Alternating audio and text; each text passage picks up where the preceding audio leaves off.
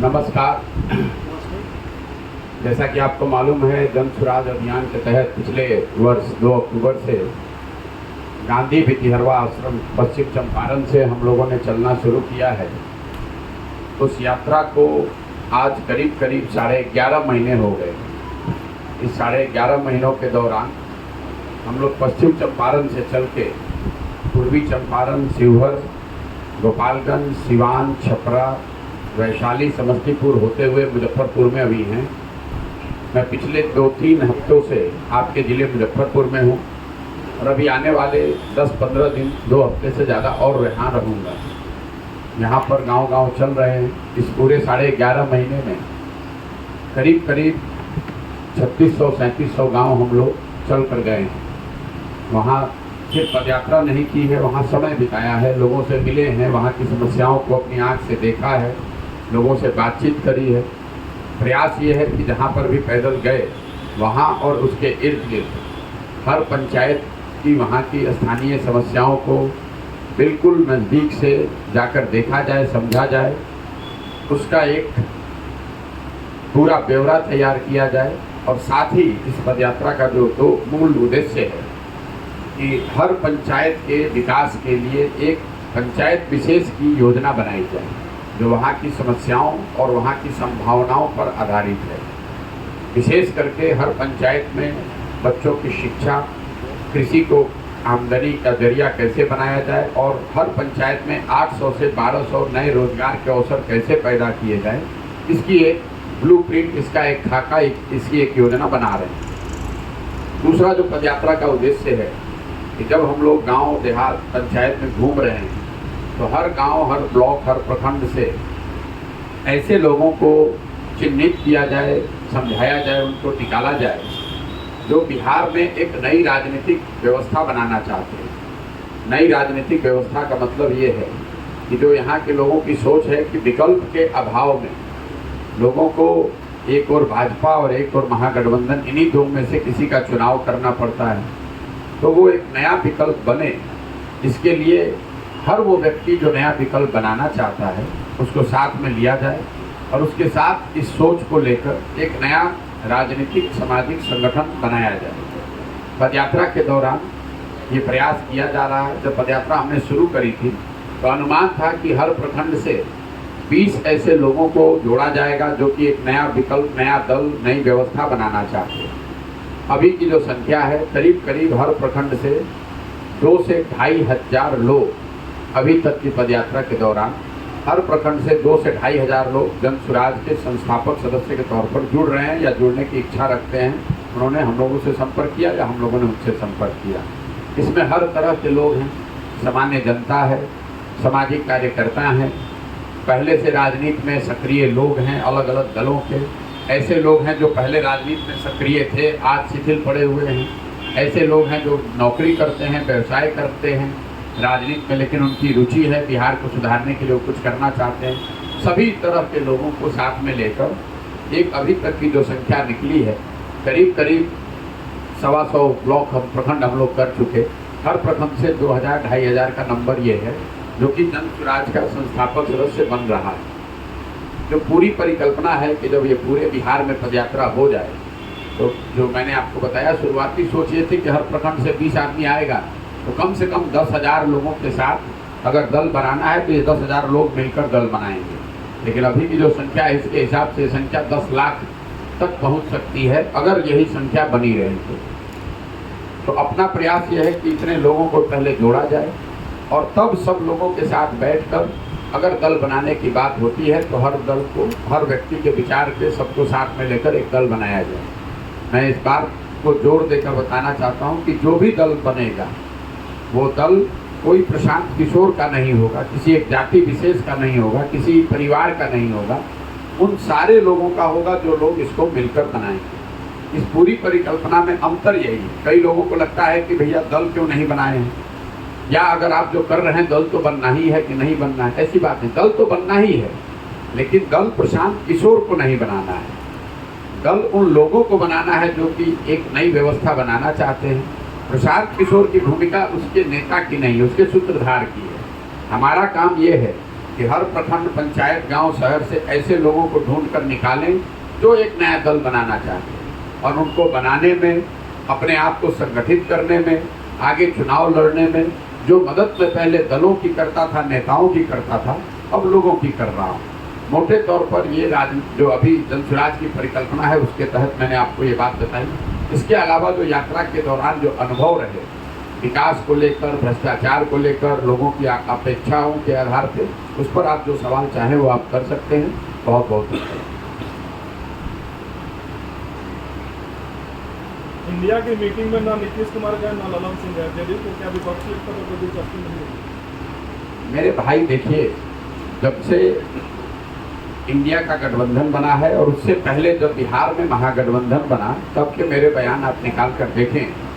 तब से मैं कह रहा हूं कि बिहार में पत्रकारों को अगर छोड़ दें और कुछ राजनीतिक व्यक्तियों को छोड़ दें, तो नीतीश कुमार की राष्ट्रीय स्तर पर बड़ी भूमिका के बारे में कोई बहुत सरगर्मी में देखता नहीं है। जो बिहार में महागठबंधन नीतीश कुमार ने बनाया है, ये विशुद्ध तौर पर बिहार के लिए ये प्रयोग है। ऐसा नहीं है कि राष्ट्रीय स्तर पर कोई सोच के तहत बिहार में महागठबंधन बनाया गया।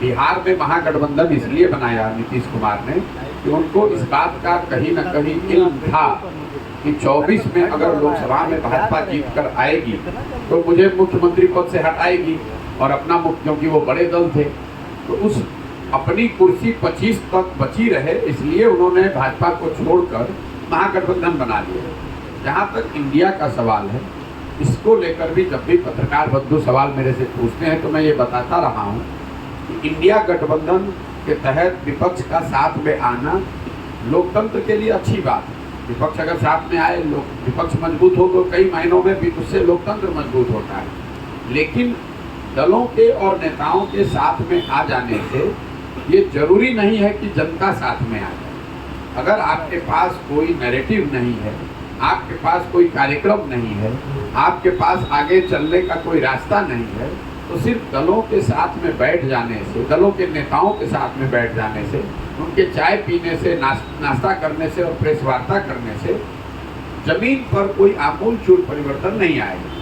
तीसरी बात इंडिया को लेकर मैं जो आपको बताना चाहता हूँ कि ये तो अभी शुरुआती दिन, सबसे आसान काम है नेताओं का एक साथ बैठना। महत्वपूर्ण है लेकिन ये आसान काम। जब सीट शेयरिंग की बात होगी, जब मुद्दे की बात होगी, तब आपको समझ में आएगा। जहाँ तक नीतीश कुमार का सवाल है और इंडिया में उनकी भागीदारी का सवाल है, तो बिल्कुल इसको ऑन रिकॉर्ड आप लिख लीजिए। 3 जो इंडिया की बैठक हुई, पहली बैठक पटना में हुई। नीतीश कुमार की ऐसी अपेक्षा थी कि वो इसके सूत्रधार के तौर पर उभरेंगे, इसके संयोजक बना दिए जाएंगे, तो पटना में तो वो हुआ नहीं। फिर नीतीश जी की आशा अपेक्षा थी कि बॉम्बे में ये हो जाएगा, सॉरी बेंगलोर में होगा। तो जो बेंगलोर में बैठक हुई उसमें संयोजक की तो कोई चर्चा हुई नहीं, इस गठबंधन के नाम की चर्चा हुई। उसमें भी आपने खबरों में देखा होगा कि सब लोग सहमत थे। जो नाम नीतीश कुमार ने सजेस्ट किया उस पर कोई सहमत नहीं हुआ। नीतीश कुमार एकमात्र बड़े लीडर थे जो इंडिया नाम से सहमत नहीं थे, तो वहाँ पर भी उनकी नहीं चली। तीसरी बार जब वो बॉम्बे में बैठक हुई, तो आपको जदयू वाले नहीं बताएंगे, हम बता रहे हैं, क्योंकि इंडिया वो बैठक में जो लोग बैठते हैं वो सब सीधे तौर से हमसे जुड़े हुए लोग हैं। तो तीसरी बैठक में नीतीश कुमार एजेंडा लेकर गए थे कि कास्ट बेस्ड सेंसस को इंडिया का मेन एजेंडा बनाया जाए। उसको भी इंडिया के सभी साथी गठबंधन दलों ने मुख्य मुद्दे के तौर पर नहीं स्वीकार किया। तो तीनों बैठकों में नीतीश कुमार को, चाहे आपको कुछ भी कहे, मैं आपको जो फैक्ट है वो बता रहा हूँ कि तीनों बैठकों में नीतीश कुमार को जैसी अपेक्षा थी वो तो उनको मिल नहीं रहा है। उसका कारण ये है कि भाई आपकी जब अपनी राजनीतिक ताकत है नहीं, आपकी अपनी कोई राजनीतिक क्रेडिबिलिटी है नहीं। अभी साल भर पहले तक तो आप भाजपा का झंडा लेकर घूम रहे थे। 18 साल नीतीश कुमार मुख्यमंत्री रहे, उसमें करीब करीब 14 साल तो खुद भाजपा के साथ गठबंधन में मुख्यमंत्री रहे। तो उस विषय पर आपको कोई आपकी क्रेडिबिलिटी है नहीं। बिहार में शासन व्यवस्था को लेकर पूरा देश जानता है कि पूरे देश में 18 वर्ष के आपके शासन के बावजूद आज बिहार देश का सबसे गरीब और पिछड़ा राज्य है। तो आपका गवर्नेंस का कोई मॉडल है नहीं, राजनीतिक चीज है नहीं। और तीसरा सबसे महत्वपूर्ण बात कि आपकी पार्टी की उतनी ताकत है नहीं। आप 42 विधायकों वाली पार्टी है, बिहार को अपने राज्य में आप नहीं, आपकी जगह है तो आपको बाहर का नेता क्यों मानेगा? अगर आप इंडिया गठबंधन को देखेंगे तो उसमें कांग्रेस सबसे बड़ी दल है, दूसरे नंबर पर तृणमूल है, तीसरे नंबर पर डीएमके है। अब उन सारे दलों को दरकिनार करके कोई नीतीश कुमार को क्यों अपना संयोजक और नेता बना लेगा? ये तो लॉजिक की बात है, समझने की बात है। तो स्वाभाविक तौर पर अगर आपकी अपेक्षा इससे बड़ी है तो आपको निराशा हाथ लगेगी। और वही आपको दिख रहा है कि जो जिन लोगों का आप नाम ले रहे हैं कि कल बैठक में वो लोग गए नहीं, तो ये तो जदयू को जवाब देना चाहिए था कि भाई कल कोऑर्डिनेशन कमेटी की पहली बैठक थी और उसमें आपके पार्टी के अध्यक्ष को शिरकत करना था, तो क्यों नहीं किए? उन्होंने कोई वक्तव्य तो जारी नहीं किया। जैसे तृणमूल से अभिषेक बनर्जी को उसमें जाना था, अभिषेक बनर्जी और तृणमूल ने बयान जारी करके बताया कि हमको ईडी से नोटिस है, हमको उसमें शामिल होना है, इसलिए हम बैठक में नहीं आ रहे। लेकिन जदयू ने कोई बयान जारी नहीं किया, बल्कि एक खबर कल छपी है जदयू के नेता के हवाले से कि हम लोग को जैसी अपेक्षा थी वैसी हमको पूछ नहीं हो रही है। तो मिला जुला के लोगों को ये तो दिख ही रहा है और नीतीश कुमार को भी ये दिख रहा है। इसीलिए उनका उत्साह और उनका भागीदारी, इन्वॉल्वमेंट इंडिया में आपको उत्तरोत्तर जैसे जैसे ये आगे बढ़ेगा, ये बढ़ने के बजाय उनकी भूमिका इसमें कम होती जाएगी। ये मेरा अपना राजनीतिक आकलन है, अगर गलत होगा तो आप भी यही बैठे देखेंगे। लेकिन जितनी राजनीति मैं समझता हूँ, ऐसी कोई संभावना मैं नहीं देखता हूँ कि इंडिया अलायंस में नीतीश कुमार की कोई बहुत बड़ी भूमिका आगे आने वाले दिनों में हो जाए, ऐसा मैं देखता नहीं। लैंड को जॉब मामले में एक बार फिर लालू जी की मुश्किलें बढ़ गई है। सीबीआई को केंद्र से अनुमति मिल गई है, क्या कि लालू जी एक बार जेल जाएंगे? भाई देखिए, कौन जेल जाएगा नहीं जाएगा ये तो जिस पर केस है वो बता सकता है और केंद्र सरकार बता सकती है। लालू जी जिन मामलों में उन पर केस हुआ है या जिन उनकी सजा हुई है वो आज का केस नहीं है, वो तो 30 बरस से ज़्यादा का केस है। उस पर बजाबता हर जगह हर तरह की न्याय प्रक्रिया और जांच की प्रक्रिया को पूरा करने के बाद न्यायालयों ने उनको सजा दी। न्यायालयों ने ही उनको राहत दी कि हेल्थ के ग्राउंड पर उनको बाहर निकलने की इजाज़त मिली है। तो न्यायिक प्रक्रिया है, इसमें अगर आपने गलती किया है तो देश के न्याय व्यवस्था के तहत आपको सजा मिलेगी। इसमें हल्ला मचाने की कोई ज़रूरत तो है नहीं। अब स्वाभाविक तौर पर जिसको कष्ट होगा, जो पकड़ा जाएगा वो चिल्लाएगा। लेकिन मुझे ऐसा नहीं लगता है कि ये कोई आज का मामला है कि इसमें ये कहा जाए कि सीबीआई उन पर कोई दबाव बना रही है। ये तो 30 साल का मामला है और इस 30 साल में सीबीआई कई बार उन सरकारों के भी अधीन रही है जिसके लालू जी स्वयं के हिस्सा थे। ऐसा तो आप कह नहीं सकते हैं कि भाई सीबीआई बायस्ड है, उनके खिलाफ कार्रवाई कर रही है। तो ये एक स्वाभाविक प्रक्रिया है। अगर आपने गलती किया है तो लॉ ऑफ द लैंड जो है वो आपको फेस करना पड़ेगा। हम गलती करेंगे तो हमको भी फेस करना पड़ेगा, लालू जी करेंगे तो उनको भी फेस करना पड़ेगा। बिहार अपराध की आक्रोश सीधे लोग जीवन यापन कर रहे हैं और इसमें सरकार की जो भूमिका है, सरकार आपकी नजर में कितना सफल है, कितना विफल? देखिए, जहाँ तक बिहार में कानून व्यवस्था का सवाल है, तो जब महागठबंधन बना था तब से ये सुगबुगाहट और ये चर्चा या लोगों के मन में डर था कि महागठबंधन के दौरान बिहार में कानून व्यवस्था की स्थिति बिगड़ सकती है। बिहार में कानून व्यवस्था की स्थिति महागठबंधन के बाद बनने के बाद बिगड़ी, ऐसी बात नहीं है। कानून व्यवस्था की स्थिति बिगड़नी शुरू हुई है 2017 से और उसका एक मूल कारण है शराबबंदी। पहला जो कारण है वो है शराबबंदी। शराबबंदी की वजह से प्रशासन का, पुलिस प्रशासन का एक बड़ा हिस्सा अपना रूटीन लॉ एंड ऑर्डर को छोड़कर सिर्फ इस बात में लग गया कि शराबबंदी को लागू किया जाए, शराबबंदी को छुपाया जाए, शराबबंदी से कमाया जाए। तो प्रशासन का एक बड़ा तंत्र जब शराब और उससे जुड़े हुए कारोबार में लग गया तो उससे कानून व्यवस्था बिहार में बिगड़नी शुरू हुई। दूसरा, जब बालू माफिया का एक, यहाँ पर आप देख रहे हैं पिछले 5-7 सालों में उत्तरोत्तर बालू माफिया का प्रभाव जमीनी स्तर पर बढ़ता जा रहा है। तो ये जो दो, शराब माफिया और बालू माफिया का जो प्रभाव धीरे धीरे बढ़ा, इसकी वजह से लॉ एंड ऑर्डर बिगड़नी शुरू हुई। प्रशासन का ध्यान रूटीन लॉ, सामान्य लॉ एंड ऑर्डर के बजाय बालू और शराब के काम पर ज़्यादा है। इसमें नया मोड़ तब आया जब महागठबंधन बनाया गया है। जैसा कि मैं आपको बता रहा हूँ, लोगों की आशंका थी, क्योंकि आरजेडी का जो इतिहास रहा है, ये लोग जब भी सरकार में आए हैं तो कानून व्यवस्था बिगड़ी है। इसी राज्य में आरजेडी के 15 साल का वो दौर देखा है जिसमें बिहार में शासन को जंगल राज बताया गया। तो आरजेडी के आने के बाद जो शक था, जो डर था लोगों का, वो धीरे धीरे चरितार्थ होता हुआ दिख रहा है। मैं अक्टूबर से मैंने चलना शुरू किया। अक्टूबर, नवंबर, फरवरी तक लोग ये बताते मिले रास्ते में कि देखिए महागठबंधन बना है, कहीं कानून व्यवस्था गड़बड़ ना हो जाए। लेकिन फरवरी के बाद मैं इसमें बिल्कुल परिवर्तन देख रहा हूँ। हर दिन लोग अब ये मान रहे हैं कि कानून व्यवस्था बिहार में बहुत तेजी से बिगड़ी है। अपहरण, डकैती, लूट मार बहुत तेजी से बिगड़ा है। और इसकी वजह यह है कि सरकार में जो लोग बैठे हुए हैं, उनका जो अपना राजनीति का या प्रशासन को चलाने की उनकी जो शैली है, उनका जो विचारधारा है, उनका क्रियाकलाप है, उसको इस राज्य के लोगों ने 2-3 दशकों से देखा है।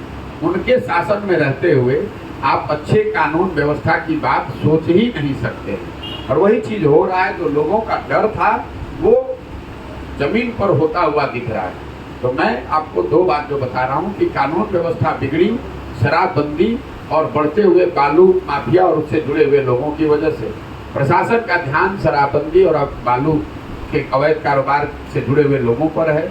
और साथ साथ जो अब नया गठबंधन, महागठबंधन की सरकार है, इस सरकार में वैसे लोग हैं जो कानून व्यवस्था को ठेंगे पर रखना अपने लिए शान और अपनी ताकत का प्रदर्शन मानते हैं। और वही कहीं ना कहीं तीनों चीज़ों के मिश्रण से आपको कानून व्यवस्था बिगड़ती दिख रही है।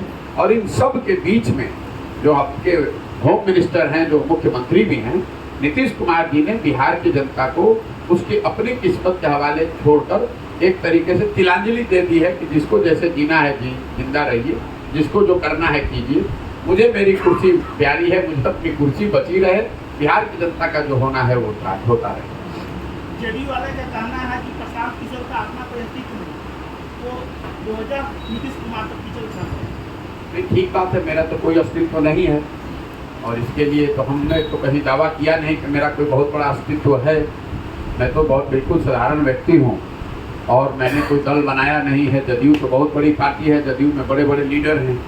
मैं तो एक साधारण व्यक्ति हूँ और पिछले 1 साल से 10, 20, 25, 50 लोगों के साथ गांव-गांव पैदल चल रहा हूँ। जो देख रहा हूँ, जो अनुभव कर रहा हूँ, जो लोगों से सुन रहा हूँ, उसके आधार पर बिहार की जो एक परिस्थिति है उस पर मैं अपना मंतव्य रख रहा हूँ। इसको कैसे बेहतर बनाया जा सकता है उसके लिए प्रयास की दिशा में अपना कंधा लगाना चाहता हूँ। ना हम सरकार में हैं, ना हम विपक्ष में हैं, हम कोई राजनीतिक दल हैं नहीं, तो हमारा अस्तित्व तो कुछ नहीं है। हम बिहार के एक साधारण परिवार के लड़के हैं और भगवान ने जो भी हमको थोड़ी बहुत शक्ति बुद्धि दी है वो मैं लगाना चाहता हूँ कि बिहार की स्थिति को कैसे सुधारा जाए। जदयू का अस्तित्व बहुत बड़ा है, वो लोग शासन व्यवस्था में हैं, उनके बड़े बड़े लीडर हैं, तो उन पर ये जिम्मेवारी है कि बिहार की जनता की स्थिति को सुधारें। इस बात का जवाब दें कि 18 वर्ष के नीतीश कुमार के शासन के बाद भी, लेकिन आज बिहार देश का सबसे गरीब राज्य है कि नहीं? 18 वर्ष के उनके सुशासन के बाद भी बिहार देश का सबसे गरीब, सबसे पिछड़ा, सबसे ज़्यादा बेरोजगारी वाला, भुखमरी वाला राज्य है कि नहीं? और अगर है तो इसके लिए कौन जिम्मेवार है? इसका जवाब उन्हें देना चाहिए। प्रशांत किशोर क्या कहते हैं नहीं कहते इसका तो कोई महत्व नहीं है। सर, कुछ चैनल अंदाजा लगा रहे हैं कि 2 अक्टूबर को जन स्वराज एक पार्टी का रूप ले सकती है। भाई देखिए, जब मैंने ये अभियान शुरू किया तभी बताया कि इस अभियान का परिणाम एक ये होगा कि बिहार में एक नया दल, नया विकल्प, नई व्यवस्था बनाने की दिशा में एक सार्थक प्रयास के जरिए एक व्यवस्था बनाई जाएगी। तो ये बात कोई अनुमान लगाने की नहीं, ये तो होना ही है। लेकिन वो कब होगा ये ना मैं जानता हूँ ना अनुमान लगाने वाले जानते हैं। इसकी वजह ये है कि इस पूरी पदयात्रा में कोई किलोमीटर फिक्स नहीं है, कोई दिन और समय निश्चित नहीं है। हमें पूरे बिहार में जाना है। मेरा शुरुआती अनुमान था कि इसको 1-1.5 साल में कर सकते हैं। आप देख रहे हैं कि अभी 11 साढ़े 11 महीना हो गया और मैं करीब 40% बिहार ही घूम पाया और मुझे कोई जल्दी है नहीं। चाहे 1 वर्ष और लग जाए, मुझे जाना हर जगह है। मुझे इस काम को जितनी ईमानदारी और शुद्धता से किया जा सकता है वो करना है। बाकी उसके बाद जो लोग इससे जुड़ेंगे, मेरा अपना विश्वास है कि उनमें ये क्षमता, उनमें वो बुद्धि शक्ति है, वो लोग मिलकर निर्णय लें कि इसको दल कब बनाना है, कैसे बनाना है, उसका संविधान क्या होगा, उसका स्वरूप क्या होगा, उसका नाम क्या होगा, उसकी प्राथमिकता क्या होगी, उसके नेता कौन होंगे। दल निश्चित बनना है, लेकिन कब बनना है और किस भूमिका में बनना है इसका निर्णय तो लोग ही करेंगे। और वो लोग तब कर सकते हैं जब मैंने अपनी पदयात्रा कम से कम आधी बिहार या उससे ज़्यादा कर लिया हो। जहाँ तक एक ही जो शुरुआती दिन से और आज में एक ही फर्क आया है, वो फर्क ये है कि चूंकि इतना समय लग रहा है तो लोगों ने ये कहा कि जो जिले और प्रखंड जहाँ पदयात्रा हो गई वहाँ पर हम लोग इसका संगठनात्मक स्वरूप बना दें। तो आप देख रहे हैं, जो मैंने आपको बताया कि शुरुआत में दिमाग में था कि हर प्रखंड से 20 आदमी रहेगा तो कोई संगठन बनाने की जरूरत नहीं है, लेकिन 2-2.5 हज़ार अगर हर प्रखंड से लोग हो गए तो एक जिले में 50,000 60,000 लोग हो जाते हैं। तो वो लोग आपस में मिलते जुलते रहें, जन स्वराज की सोच को लेकर आगे बढ़ें।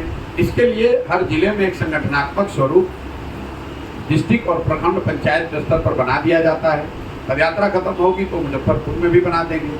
वो लोग स्वतंत्र हैं ये निर्णय लेने के लिए कि आगे उनको क्या करना है राजनीतिक तौर पर। जैसा आपने देखा शुरुआती 5 जिलों में जहाँ पदयात्रा हुई वहाँ पर जो जन स्वराज से जुड़े हुए लोग हैं उन्होंने तय किया कि भैया हम लोग को शिक्षकों के MLC में चुनाव लड़ना चाहिए। तो एक स्थानीय नागरिक को चुना गया, उसको निर्दलीय के तौर पर खड़ा किया गया और जन स्वराज के साथियों की मदद से वो आदमी चुनाव जीत कर आया। उसके लिए तो कोई संसारण नहीं, उसके लिए कोई पार्टी नहीं बनाई गई। तो ये जो व्यवस्था हम बना रहे हैं, जो लोग इसमें जुड़े हुए हैं जिले प्रखंड और पंचायत के स्तर पर, उनके सलाह मशवरा से सब लोग मिलकर जो निर्णय लेंगे वो किया जाएगा। 2 अक्टूबर को कोई पार्टी का अनाउंसमेंट है कि नहीं है इस पर मैं कोई व्यक्तिगत टिप्पणी नहीं कर सकता। क्या विरोधी पार्टियों के लोग जन स्वराज को भाजपा बता रहे हैं? नहीं, देखिए स्वाभाविक है जब यहाँ जो 2 धाराएं है, जो 2 दल हैं, एक भाजपा और एक महागठबंधन, इन दलों को वर्षों से मुफ्त का वोट लेने का आदत लग गया है। भाजपा को लालू जी का डर दिखाकर वोट लेने की आदत पड़ी हुई है, लालू जी को भाजपा का डर दिखाकर मुसलमानों का वोट लेने का आदत पड़ा हुआ है। और ये लोग जानते हैं कि इन्होंने काम नहीं किया है, ये जानते हैं कि जनता इनसे नाराज है, लेकिन अंततोगत्वा जनता मजबूरी में लालू जी के डर से भाजपा को और भाजपा के डर से लालू जी को वोट देगी, इसी से इनकी दुकान चलती है। तो स्वाभाविक तौर पर कोई अगर तीसरा प्रयास हो, वो चाहे प्रशांत किशोर करे, आप करें, समाज करे, तो जो मुफ्त में जिसको रोटी खाने की आदत लग गई है बिना काम किए हुए, उसको तो परेशानी होगी। तो नीतीश कुमार के पार्टी वाले बताएंगे, आरजेडी वाले, महागठबंधन वाले बताएंगे कि हम भाजपा के बी टीम हैं, और भाजपा वालों से जाकर पूछिएगा तो वो बताएगा कि ये नीतीश कुमार के बी टीम है। और कुछ लोग ये भी बताएंगे कि नहीं भैया ये कांग्रेस का काम कर रहे हैं। तो हमको तो पता ही नहीं है कि ये बताइए कि जो लोग सो कॉल्ड ए टीम है, भाजपा का और महागठबंधन का एक आदमी गांव देहात में चल नहीं रहा है, और बी टीम का आदमी अपना घर परिवार छोड़कर 11.5 महीना से गांव-गांव पैदल चल रहा है। ये तो उल्टी गंगा आप लोग बहा रहे हैं। जो मुख्य पार्टी है वो जमीन पर नहीं है। हम 11.5 महीना से घर नहीं गए हैं तो हम भी टीम हो गए। तो हमको किसी के सर्टिफिकेट की जरूरत नहीं है। सत्य की एक अपनी ताकत है, हमारी जो सोच है हम उसको लेकर चल रहे हैं। कई लोगों को, पत्रकार बंधुओं को भी जब मैंने पिछले साल मई में कहा कि अब मैं बिहार में ही रहूंगा और 2 अक्टूबर से पदयात्रा करूंगा, तो कई पत्रकार बंधुओं ने, समीक्षकों ने कहा कि अरे भाई ये तो आज आए हैं, ये देश विदेश में सब पार्टियों का काम करते हैं, बिहार में कितना दिन टिकेंगे, भाग जाएंगे। लेकिन आप देख रहे हैं पिछले 2 मई 2022 के बाद से मैं लगातार बिहार में ही हूँ। किसी दूसरे दल, किसी पार्टी, किसी राज्य में कोई काम नहीं करता हूँ, और बिहार में किसी भी नेता और दल ने न प्रयास किया हो उतना बड़ा प्रयास कर रहे हैं, गांव-गांव, घर-घर जाकर कर रहे हैं। तो ये तो समाज को, आपको और लोगों को देखना है। अगर हमारी बात में, हमारे विचार में सच्चाई है तो अपने आप लोगों को दिखेगा। कोई भी काम आप जब शुरू करते हैं तो पहले दिन से हर व्यक्ति तो आपकी बात मान नहीं लेगा। लोगों का मानना कि भाई इसमें ये जो बात कर रहे हैं इसमें कितनी सच्चाई है, ये तो समय के साथ ही पता चलेगा। 11 महीने से आप पद यात्रा कर रहे हैं, इस पद यात्रा पर फंडिंग का क्या मामला है? फंडिंग कहाँ से होता है जो इतना खर्च हो रहा है? मेरे भाई, आप पत्रकार हैं, बहुत दिनों से पत्रकारिता कर रहे होंगे। मैं अभी आपको बताऊंगा कि इसकी फंडिंग कहाँ से हो रही है, लेकिन मेरा आपसे एक सुझाव जरूर होगा कि बिहार में पत्रकार होने के नाते अगली बार जब आप जदयू और आरजेडी के नेताओं से मिले तो कृपा करके इतनी हिम्मत जरूर रखिएगा कि पूछिएगा कि आरजेडी की फंडिंग कहाँ से होती है, जदयू की फंडिंग कहाँ से होती है, तेजस्वी यादव अपना बर्थडे प्राइवेट प्लेन में कैसे मनाते हैं, वो पैसा कौन देता है। जहाँ तक हमारी फंडिंग की बात है, इस बात को हमने कम से कम 200 बार बताया है। जो हमने 10 साल काम किया, जो पब्लिक जानती है, हमने कोई चोरी बदमाशी की नहीं, कोई ठेकेदारी किया नहीं, कोई भ्रष्टाचार किया नहीं।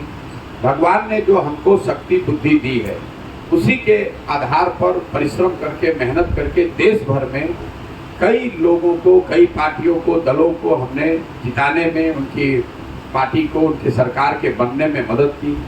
उस दौरान आज भी देश में 6 ऐसे राज्य हैं जहां वो लोग सरकार चला रहे हैं, जिनके सरकार में चुनकर आने में हमने कंधा लगाया है, मदद किया है। स्वाभाविक तौर पर एक बहुत बड़ी संख्या है ऐसे लोगों की देश में जो जिनका प्रशांत किशोर के काम पर विश्वास है, जिन्होंने हमें बंगाल में काम करते हुए देखा है, जिन्होंने हमें तमिलनाडु, आंध्र प्रदेश, तेलंगाना में काम करते हुए देखा है। उनको ये विश्वास है कि ये आदमी अगर कुछ कर रहा है तो अच्छा ही करेगा और इसमें सफलता मिलने की संभावना है। तो जब ऐसे लोगों का आप पर विश्वास है तो वो उन लोगों से मदद ली जा रही है। उन 6 राज्यों में जिन लोगों की मदद मैंने की है, या जो लोग उन पार्टियों की मदद करते हैं जिनकी मैंने मदद की है, उन लोगों से मदद ली जा रही है। मदद क्यों ली जा रही है? इसलिए नहीं कि ये खर्चा है, इसलिए मदद ली जा रही है कि बिहार में जो मैं प्रयास कर रहा हूँ वो किसी भी बिहार के आदमी से पैसा लेकर न किया जाए, ताकि यहाँ पर कोई गलत आदमी आकर हम पर ये दबाव नहीं बना सके कि हम पैसा दे रहे हैं तो हमारे तरीके से ही आपको चलना पड़ेगा। इस पूरे अभियान में 11.5 महीने से हम लोग चल रहे हैं। आज तक कोई ये कह नहीं सकता है कि किसी ने 1 कप चाय भी पिलाया है या मैंने किसी से कोई रुपया लिया है। अगर जो लोग पैसा दे भी रहे हैं बिहार में, वो नेट के माध्यम से जन सुराज में आप बैंक के जरिए ही 500 रुपया दीजिए, 100 रुपया दीजिए, वही लोग देते हैं। कोई भी आदमी 1 रुपया यहाँ आकर नगद पैसा दे नहीं सकता है, ना मैं पैसा लेता हूँ, ना उसकी कोई ज़रूरत है। तो ये जो व्यवस्था हम बना रहे हैं, इसकी फंडिंग मेरे 10 साल के जो मैंने काम किए हैं उसके आधार पर, जो मेरी विश्वसनीयता है उसके आधार पर लोगों के द्वारा मदद की जा रही है, उससे की जा रही है। मैंने ये नहीं कहा कि सत्य मेरा आदर्श है, ये तो सत्य की एक अपनी ताकत है। आज नहीं तो कल वो सामने आ ही जाए। 2 अक्टूबर से पदयात्रा की हमने शुरुआत की। 2 अक्टूबर जो अभी आ रहा है, नया कार्यक्रम है?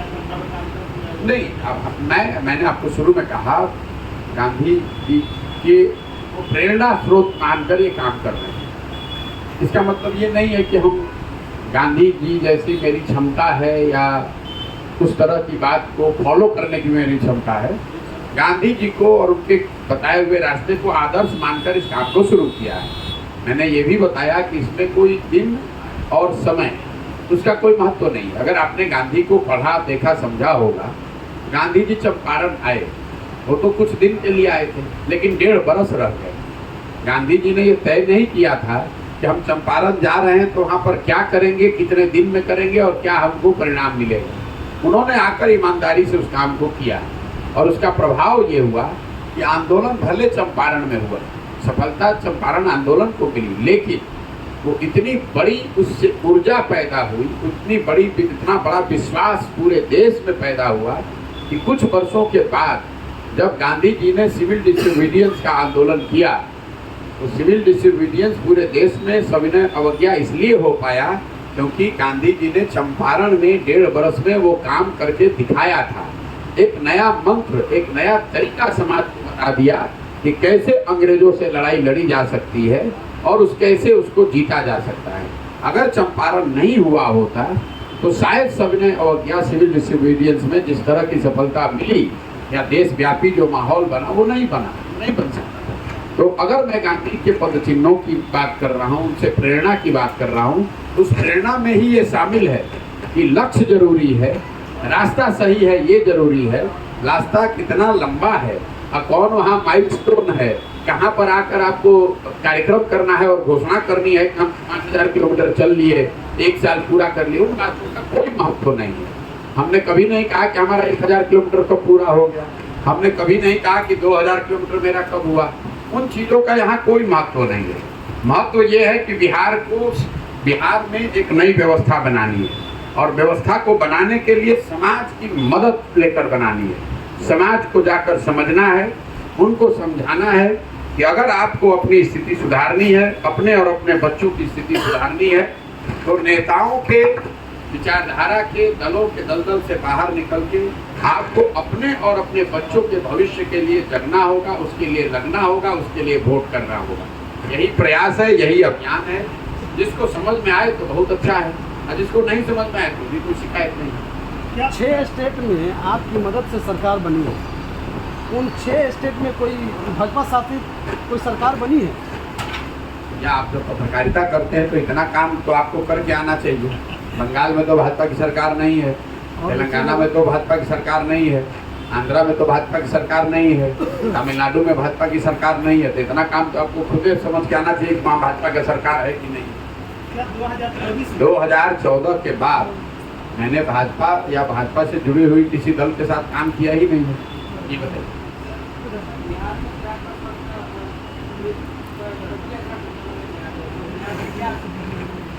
अभी हमको क्या पता है, क्योंकि आपको पता है कौन पैदल यात्रा कर रहा है, कौन रथ यात्रा कर रहा है। हम तो यही बता सकते हैं जो हम कर रहे हैं। दूसरा क्या कर रहा है, नहीं कर रहा है, वो तो आप उनसे पूछेंगे तो आपको सही बता पाएंगे।